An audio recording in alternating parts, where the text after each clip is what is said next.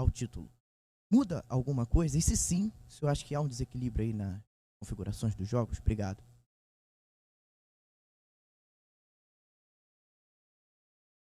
Alô. Cara, eu particularmente entendo que não, né? Nós entramos na competição já conhecendo e tendo alguma experiência, né, de prática.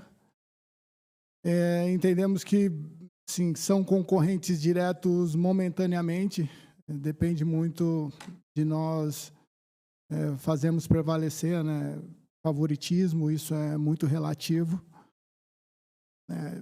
Temos algumas experiências, dentre elas a mais recente, Botafogo, ano passado, né? Então, eu entendo que não.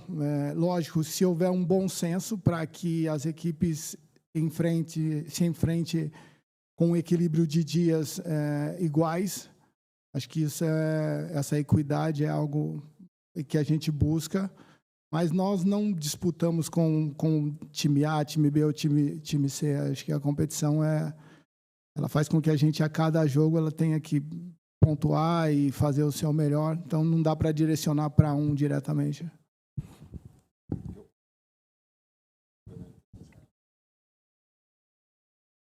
Complementando, o que eu posso te dizer é o seguinte: igualdade. Igual.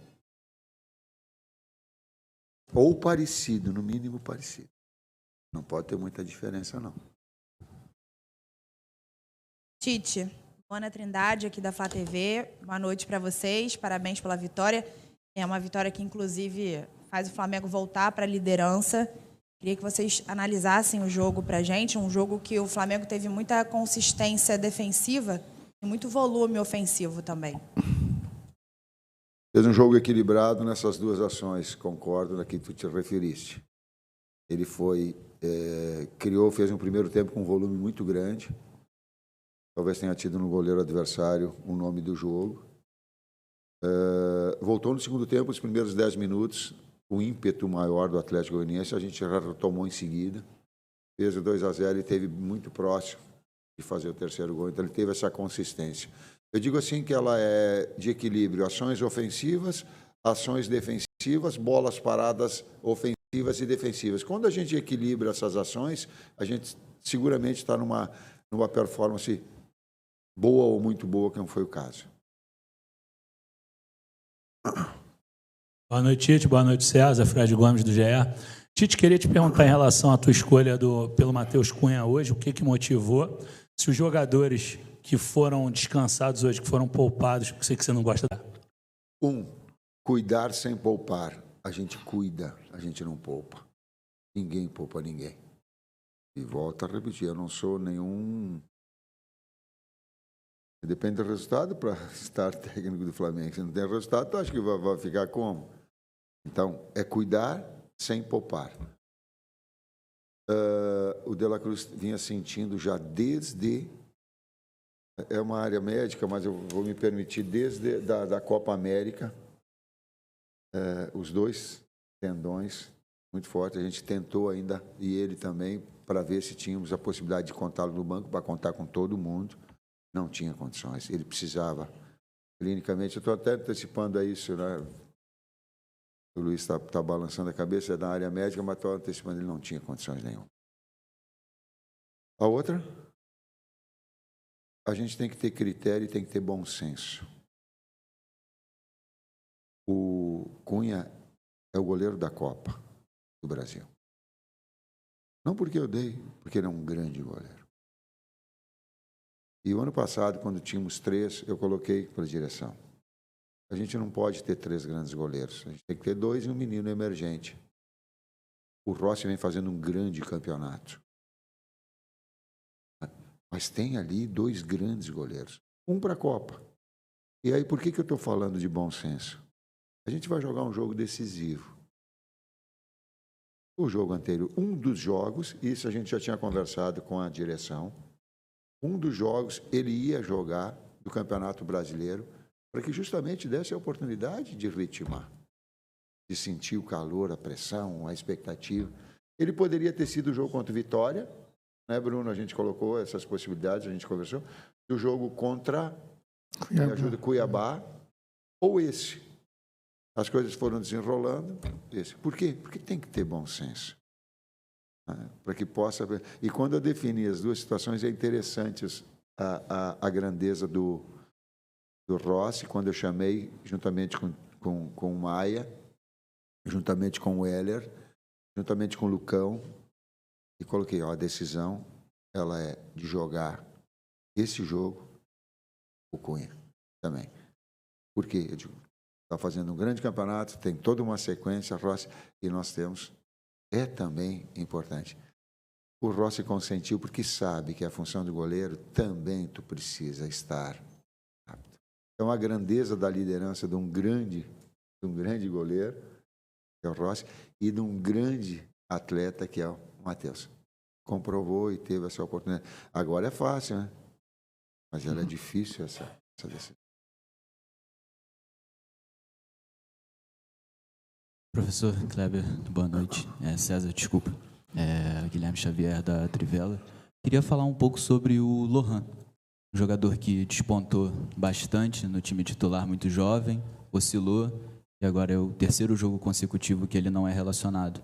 Queria que vocês explicassem um pouco mais sobre a linha de raciocínio para essa decisão e se vocês pretendem voltar a relacioná-lo num jogo como o de quarta-feira, por exemplo. Lohan joga muito. E como um garoto também, ele vai oscilar e vai ter a possibilidade de reeducá-lo e reconduzi-lo. E esse é comigo, eu falei com ele dentro do vestiário. Tu vai conversar comigo amanhã para conduzir essa situação. Porque ela é de evolução, ele é de jogar na base, tal qual o Matheus Gonçalves jogou.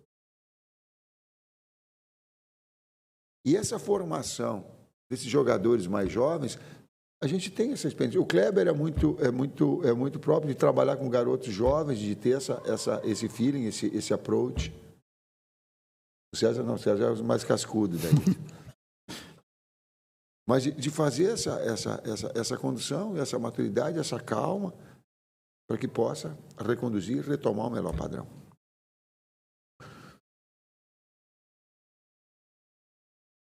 Profesor, boa noite. Quería hacerle una consulta extracampo. Esta semana conocimos una situación familiar un poco delicada de Eric Pulgar y le quería preguntar por cómo lo han abordado como comisión técnica esa situación. Eu tomei ciência, porém não profundamente. Nós, né, tomamos ciência não profundamente. Particularmente, assim, se ele tivesse aberto para a gente alguma possibilidade, né, nós sempre estamos aí para ajudar a ele e a qualquer um, né? Porém, não tivemos essa relação, né? Em termos de comportamento para conosco nos treinamentos, não teve nenhuma alteração.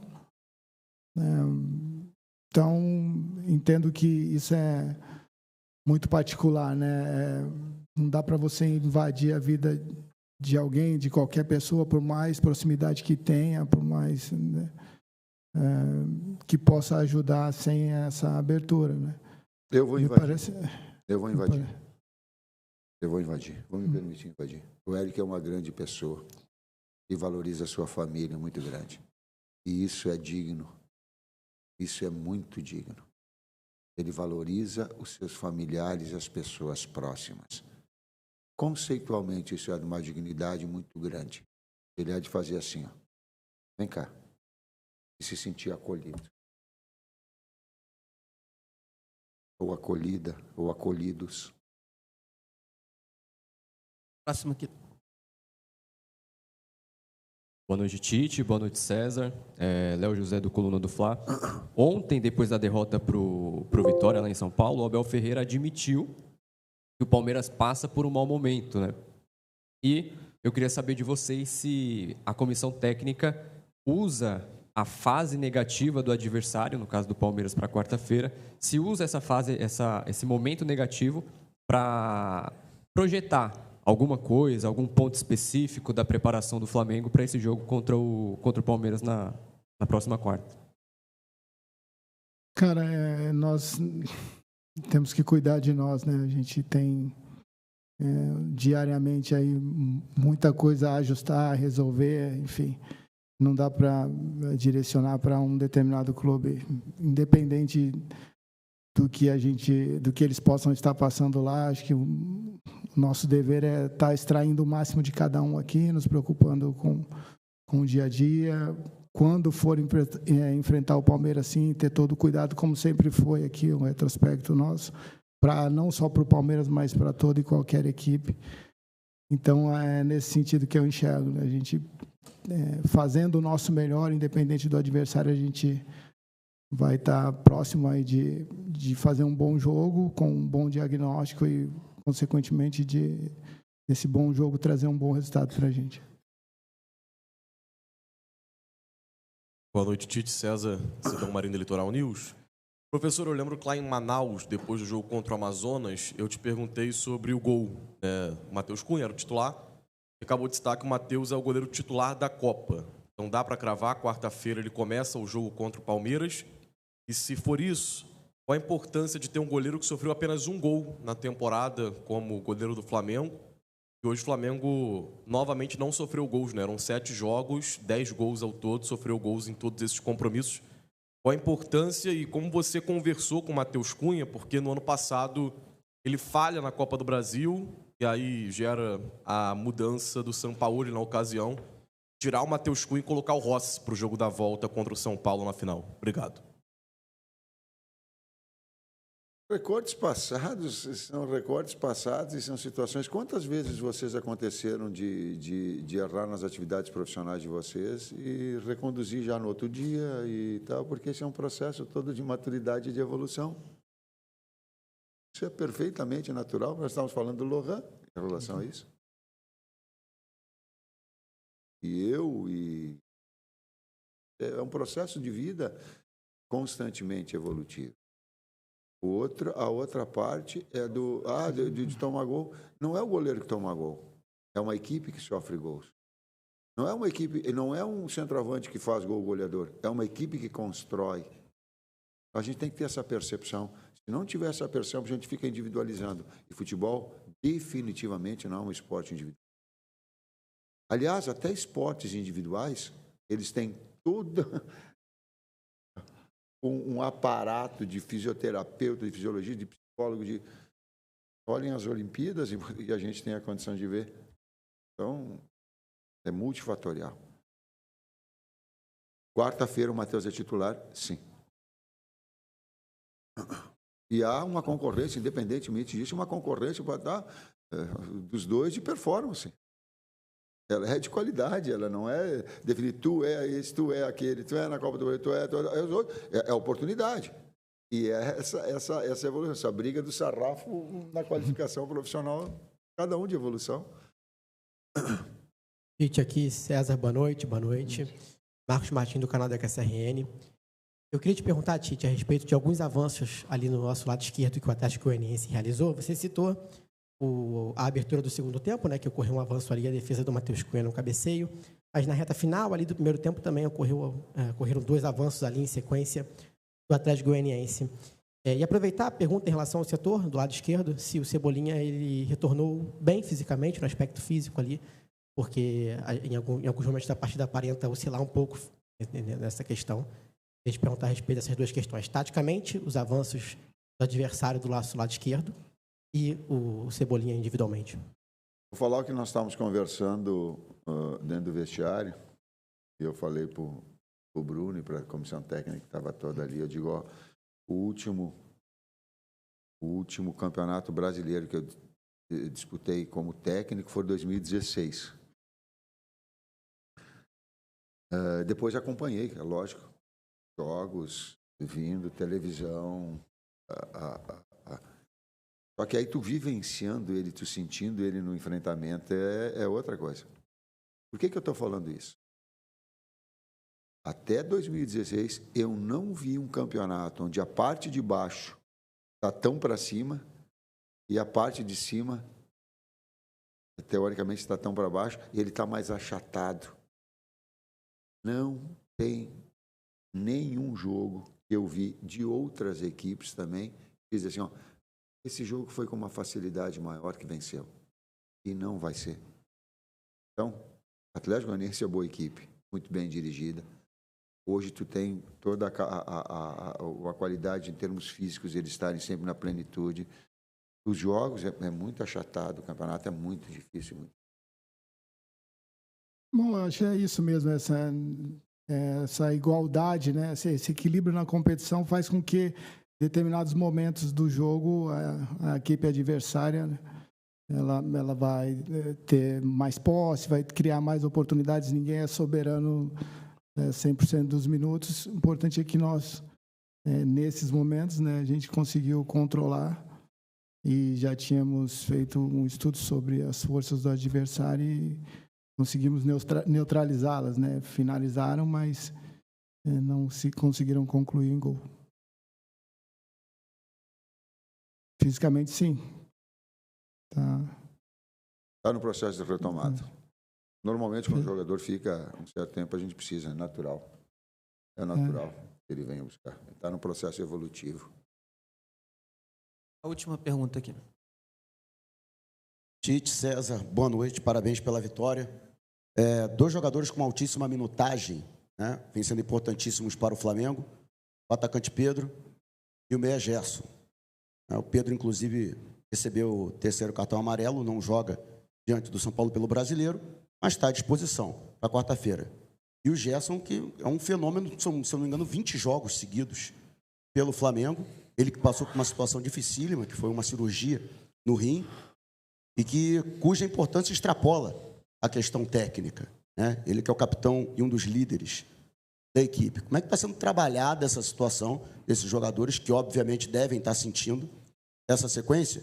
E, no caso até do Pedro, né, com as opções do Carlinhos e do Gabriel Barbosa, que, inclusive, foram importantes mais uma vez, hoje foram utilizados, depois de terem sido muito importantes, diante do Vitória, lá em Salvador. Bom, são dois atletas que importantes para a equipe, né? Nós já fizemos essa gestão de minutos com o Pedro na última partida, hoje também. No caso do Gerson, nós estamos utilizando especificamente em dois setores, né? No jogo passado até como um primeiro meio-campista. Tudo isso respaldado pelo departamento médico, né? Todo o pós-jogo nosso tem essa revisão física, clínica, para que a gente, como o Tite acabou na primeira pergunta falando sobre o De La Cruz, nenhum atleta vem para campo sem a condição e nem permanece em campo sem uma condição específica para isso. Então, o Gerson e o Pedro merecem, né, assim, um cuidado maior e a gente tem tido esse cuidado. Ok, obrigado, boa noite. Valeu. É isso, Emerson. Então, fim da entrevista coletiva do técnico Tite, também do auxiliar.